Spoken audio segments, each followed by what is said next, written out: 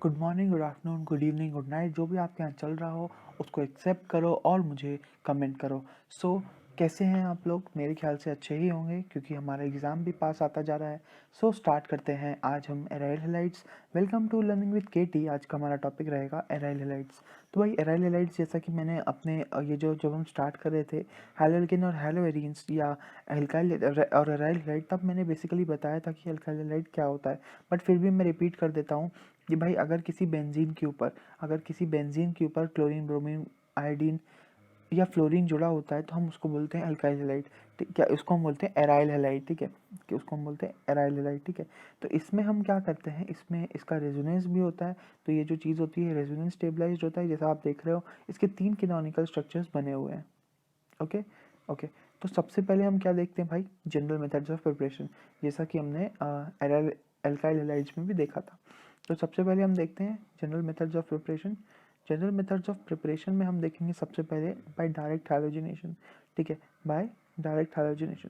Direct halogenation से हमने एक बेंजीन लिया है, बेंजीन पे हमने रिएक्शन कराया है क्लोरीन का, और साथ ही साथ हमने इधर डाला है AlCl3। क्या डाला है? AlCl3।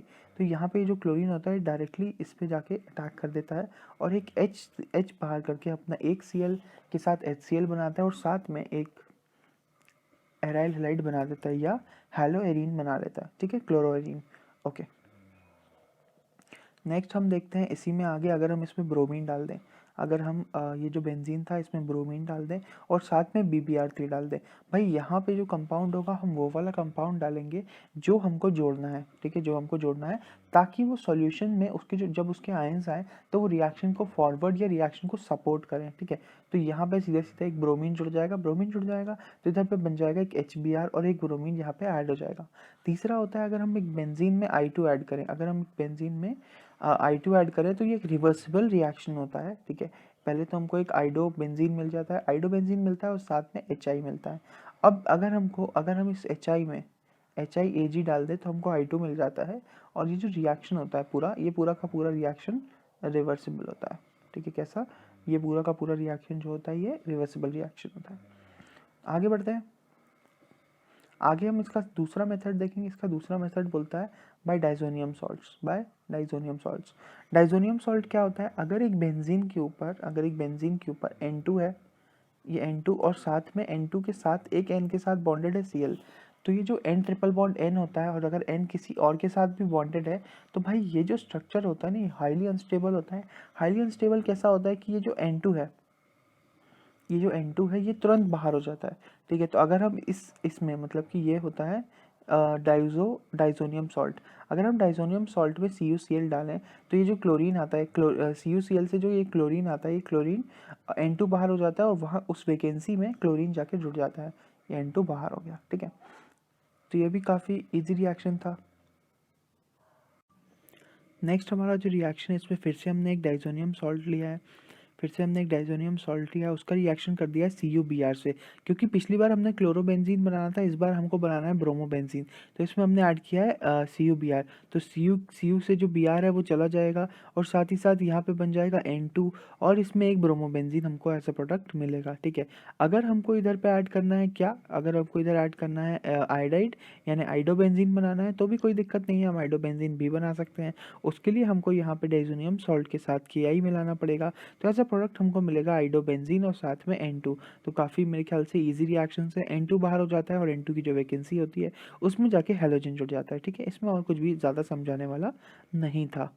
ठीक है, नेक्स्ट हम देख लेते हैं एक और रिएक्शन इसका। इसमें हमने एक डाइजोनियम सॉल्ट लिया है, उसमें ऐड किया है NaBi4। क्या ऐड किया? NaBi4। इसके बाद जब हमने इसको ऐड किया तो भाई यहाँ से हमको जो जैसे हमको यहाँ से Cl और ये सब मिल रहा था, Cl नहीं एक्चुअली, इधर Cl नहीं, इधर I मिलेगा, सॉरी अच्छा वो चेक कर लिया, यहाँ पे मिलेगा I माइनस, यहाँ पे मिलेगा I माइनस।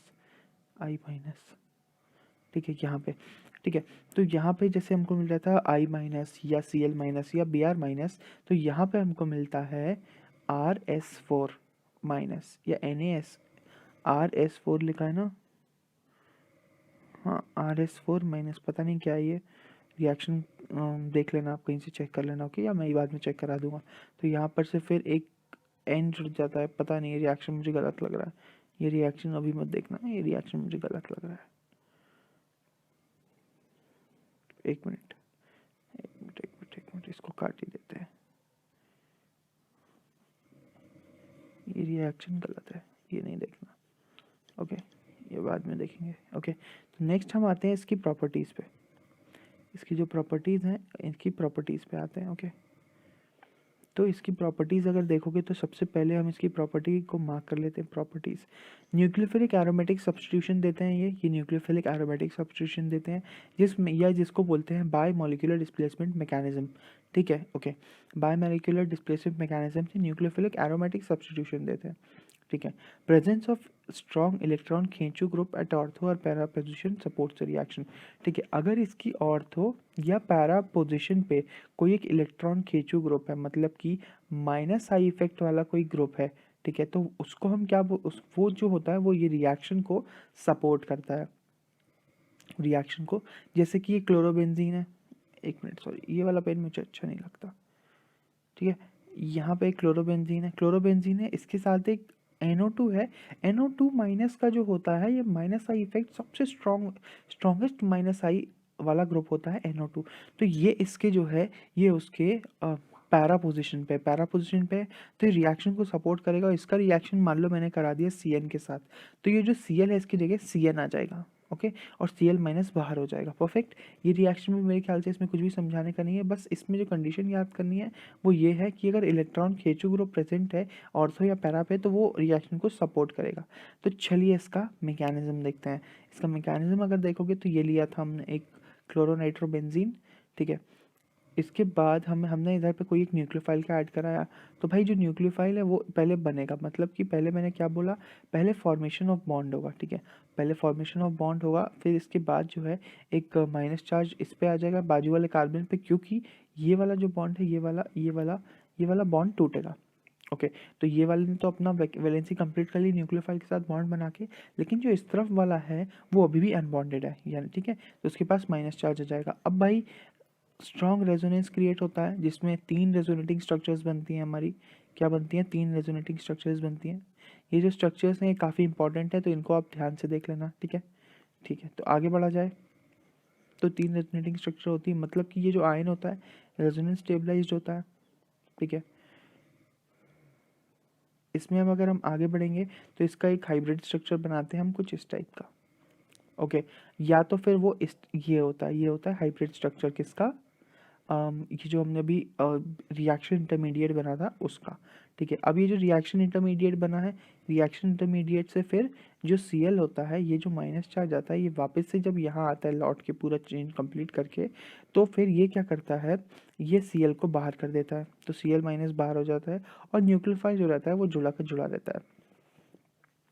अब मान लो मैंने बोला था पैरा या ऑर्थो, अगर मान लो ये ग्रुप NO2 अगर ऑर्थो पोजीशन पे भी प्रेजेंट है, तब भी रिएक्शन पूरा सक्सेसफुल होगा और लगभग सेम ही रेट से सक्सेसफुल होगा। ठीक है, अगर मेटा पे जुड़ा रहे NO2, अगर जो NO2 है वो मेटा पे जुड़ जाए तो कोई रिएक्शन ही नहीं होता, कोई रिएक्शन नहीं हो पाता, क्योंकि फिर साइक्लिक डिलोकलाइजेशन भी नहीं होता है और भी कुछ रीजंस है, उन रीजंस के कारण ये रिएक्शन नहीं होता है। ठीक है, तो इसका एक छोटा रिएक्शन, इसका एक और रिएक्शन है कि अगर हमें क्लोरोबेंजीन ले उसमें मिला दे NaOH, इसको कराना है हमें कितना, 600 केल्विन पे इसका फ्यूजन कराना है। ठीक है, तो हमको एज अ प्रोडक्ट मिलेगा ONA, मतलब कि जो Na है ये ONA है, ये Cl के साथ जुड़ जाएगा और एक HCl बाहर हो जाएगा। और जैसे ही हम इसको एसिड से रिएक्शन कराते हैं HCl से, तो हमको एज अ प्रोडक्ट मिलता है क्या, एक एल्कोहल। तो ये जो मेथड हो गई, ये मेथड हो गई method of preparation of alcohol from chlorobenzene. ठीक है, नेक्स्ट इसमें हम देखते हैं, अगर हमने क्लोरोनाइट्रोबेंजीन लिया है फिर से, यानी कि Cl है और इसके पैरा पोजीशन पे जुड़ा हुआ है एक NO2 जुड़ा, इसका रिएक्शन अगर मैंने कराया NaOH से एट अराउंड 300 केल्विन पे का रिएक्शन कराया, तो हमको एक OH, ये जो Cl है इसकी जगह OH जुड़ जाएगा और नीचे पैरा पे NO2 तो जुड़ा ही होगा। NO2 जो होगा इस बार ये रिएक्शन को सपोर्ट करेगा। ओके, तो यहाँ पे देखो जब NO2 नहीं था, जब NO2 नहीं जुड़ा था तो 600 केल्विन का टेम्परेचर लग रहा था, लेकिन जब हमने इसमें नीचे NO2 जोड़ दिया तो रिएक्शन को कुछ इस तरह सपोर्ट करता है कि अब आप देखो सिर्फ 300 केल्विन पे ही हमको सेम डिज़ायर्ड प्रोडक्ट मिल गया। सेम तो नहीं है प्रोडक्ट, बट डिज़ायर्ड प्रोडक्ट हमको मिल गया with less amount of energy required, less amount of temperature required. Okay, next इसी में हम देखते हैं कि अगर मान लो मैंने ऑर्थो और पैरा दोनों पे जुड़ा हुआ NO2, ठीक है। तो अगर मैंने करा है तो जो रिएक्शन होता है वो थोड़े से और कम टेम्परेचर पे सक्सेसफुल हो जाता है, ठीक है, थोड़े से और कम टेम्परेचर पे सक्सेसफुल हो जाता है। इस बार तो हमको सिर्फ 290 केल्विन का ही टेम्परेचर लगा NaOH के साथ रिएक्शन कराने पे। OH है और ये, लेकिन ये डायमीन नहीं, डाई नाइट्रो होगा, क्योंकि इसमें NO2 के 2 ग्रुप्स जुड़े हुए हैं, ठीक है। मान लो अगर मैं एक बार ट्राई नाइट्रो क्लोरोबेंजीन ले लूँ, यानी ट्राई सब्स्टिट्यूटेड नाइट्रोजन है उसमें, एक NO2 ये, एक NO2 ये, एक NO2 ये, ठीक है। इस अंदर गोला है और इसमें भी अंदर गोला है, यानी कि बेंजीन के ऊपर है।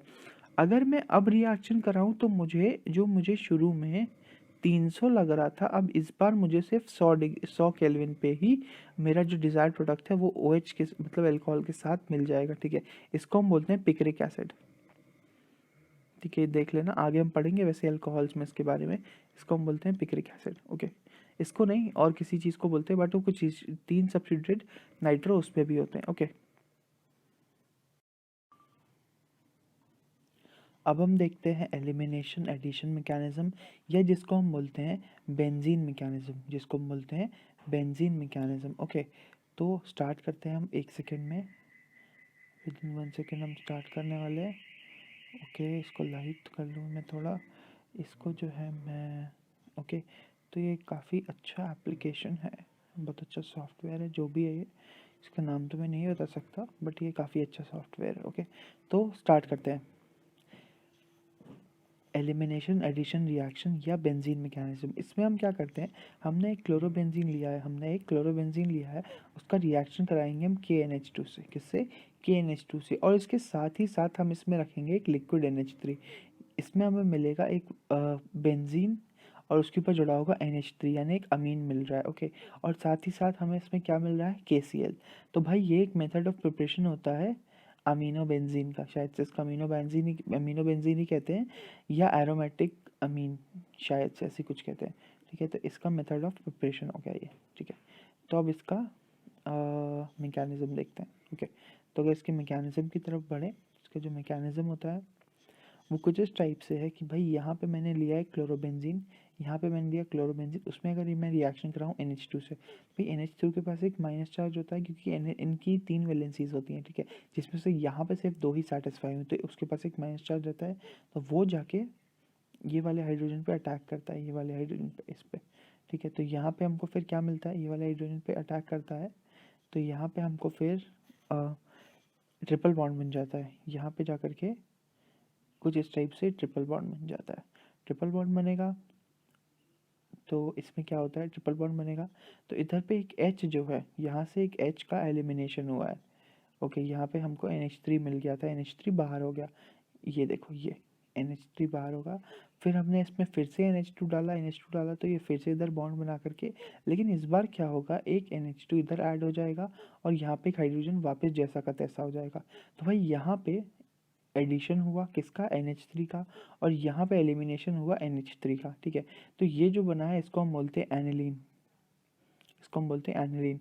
ये प्रोडक्ट बनता है 50%, और यहाँ से एक और प्रोडक्ट बनता है वो ये है, ठीक है, ये भी 50% बनता है। तो हालांकि दोनों सेम ही है, ऑलमोस्ट ऑलमोस्ट सेम ही है दोनों, तो इसमें कोई भी डिफरेंस नहीं है। तो 50% ये 50% ये बनता है, ठीक है। इसका भी मैकेनिज्म कुछ कठिन नहीं था, इसको हम बोलते हैं एलिमिनेशन एडिशन, या क्या बोलते थे, हाँ एलिमिनेशन एडिशन, क्योंकि पहले यहाँ पे एलिमिनेशन हुआ है NH2 का और फिर एडिशन हुआ है NH3 का, ठीक है। आगे बढ़ते हैं, आगे बढ़ेंगे तो यहाँ पे एक क्लोरोबेंजीन है और साथ में कोई भी एक ग्रुप जुड़ा है Z, ठीक है, कोई भी एक ग्रुप जुड़ा है Z, ओके। तो यहाँ पे अगर हम इसमें के एन एच टू और NH3 डालें, क्या डालें, KNH2 और NH3, तो यहाँ पे एज अ प्रोडक्ट हमको Cl की जगह NH2 जुड़ जाता है। देखो ये जो Cl है इसकी जगह जुड़ गया है NH2, ठीक है। और बट वो मेजर प्रोडक्ट नहीं मिलता है। मेजर प्रोडक्ट कौन सा मिलता है, मेजर प्रोडक्ट जो है वो ऑर्थो सब्सटीट्यूटेड ना मिलके मेटा सब्सटीट्यूटेड प्रोडक्ट जो होता है वो एज अ मेजर प्रोडक्ट हमको देखने को मिलता है। तो हम देखते हैं ऐसा क्यों होता है, यानी कि इसका मैकेनिज्म, रिएक्शन के मैकेनिज्म्स बहुत ही ज़्यादा ज़रूरी होते हैं। तो यहाँ पे जो रिएक्शंस होंगे मैं मैक्सिमम के मैकेनिज्म बता दूंगा ताकि आप कोई रिएक्शन करो तो आप खुद उसका मैकेनिज्म सोच सको, ठीक है। तो ऐसा क्यों हुआ, तो भाई यहाँ पे क्या होता है, जो NH2 अटैक करता है जब, तो NH2 जब अटैक करता है तो वो जो क्लोरोबेंजीन होता है उसके, जो क्लोरोबेंजीन होता है उसके बाजू वाले हाइड्रोजन पे अटैक करता है, इस पे। ठीक है, तो यहाँ पे अटैक करेगा तो यहाँ से एक H बाहर हो जाएगा और ये Cl भी बाहर हो जाएगा। ठीक है, तो HCl बाहर हो जाएगा और यहाँ पे बन जाएगा फिर एक ट्रिपल बॉन्ड। फिर इस ट्रिपल बॉन्ड को क्या ब्रेक करेगा, NH2 NH3, जो यहाँ से NH3 बना है वो इस ट्रिपल बॉन्ड को ब्रेक कर करके फिर यहाँ पे NH3 जुड़ेगा। तो अब जो जुड़ेगा ना, वो यहाँ पे जो जुड़ेगा वो H जुड़ेगा और यहाँ पे जो जुड़ेगा ये NH2 जुड़ेगा। ठीक है, तो एज अ मेजर प्रोडक्ट हमको मिलता है मेटा सब्सटीट्यूटेड NH2 एनिलीन, और फिर जो जो भी ग्रुप होगा वो हमको मेटा पोजिशन पे मिलेगा। ठीक है, अगर जो ग्रुप हुआ, अभी तो हमने क्या किया था, अगर ऑर्थो पे ग्रुप जुड़ा था तो हमने रिएक्शन देखा था। मान लो आप कोई ऐसा रिएक्शन देखें जिसमें जो ग्रुप हो वो ही मेटा पे जुड़ा हो। ठीक है, जो ग्रुप है वो मेटा पे जुड़ा हो, तो इसमें क्या होता है, इसमें अगर हम देखें तो KNH2 के साथ रिएक्शन कराओगे तो एक तो मिलेगा ऑर्थो सब्स्टिट्यूटेड। ठीक है, यानी कि जब ये वाला बॉन्ड फिर से ये वाले बॉन्ड के साथ कुछ होगा, यानी कि वही ट्रिपल बॉन्ड ट्रिपल बॉन्ड बनेगा। या तो फिर मिलेगा, एक मिनट, या तो मिलेगा फिर से यही वाले बॉन्ड के साथ छेड़खानी हो, तो फिर एज अ प्रोडक्ट हमको ये मिलेगा, क्या मिला है, मेटा सब्स्टिट्यूटेड, पहले मिला था ऑर्थो। या तो फिर तीसरी चीज़ क्या पॉसिबिलिटी है कि अब अटैक इस तरफ होके फिर यहाँ पे NH2 जुड़े, तो ये भी एज अ प्रोडक्ट हमको क्या मिलता है, पैरा पे। यानी कि ये वाले रिएक्शन में ऑर्थो मेटा पैरा तीनों के तीनों मिल जाते हैं हमको। ठीक है, इसमें कोई भी मेजर नहीं होता है, ऐसा कुछ खास मेजर नहीं होता है इस रिएक्शन में कोई भी। ठीक है, इसके बाद हम आते हैं पैरा सब्स्टिट्यूटेड, मतलब कि अगर जो ग्रुप हम ले रहे हैं Z ग्रुप, अगर वो पैरा सब्स्टिट्यूटेड है, मतलब कि क्लोरोबेंजीन है और इधर पैरा सब्स्टिट्यूटेड है, और अगर इसमें हम डालें KNH2 और साथ में NH3, तो एज अ प्रोडक्ट हमको मिलता है एक पैरा सब्स्टिट्यूटेड प्रोडक्ट और एक मिलता है हमको मेटा सब्स्टिट्यूटेड प्रोडक्ट। ठीक है, दो प्रोडक्ट मिलते हैं, ये हो गया मेटा सब्स्टिट्यूटेड और ये हो गया पैरा सब्स्टिट्यूटेड प्रोडक्ट। ठीक है, तो इसमें भी समझने में कोई कठिनाई नहीं होगी मेरे ख्याल से। तो आगे बढ़ते हैं।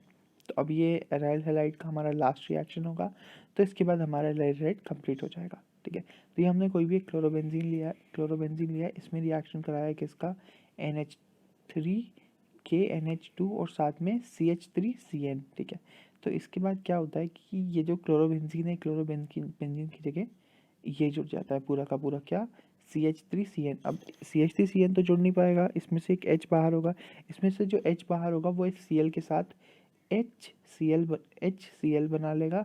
ठीक है, और बाकी जो CH2CN है वो यहाँ पे आके जुड़ जाएगा। तो एज अ मेजर प्रोडक्ट हमको ये मिलेगा बेंजीन के ऊपर CH2CN। और फिर इसके साथ साथ में हमको एक और प्रोडक्ट मिलेगा कि यहाँ पे NH2 जुड़ जाए, जो हम जब से देख रहे थे।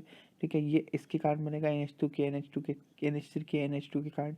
बट ये प्रोडक्ट मेजर नहीं होता है, मेजर यही वाला प्रोडक्ट होता है। ठीक है, सो थैंक यू। अब हम मिलते हैं नेक्स्ट क्लास में जिसमें हम स्टार्ट करेंगे अल्कोहल्स।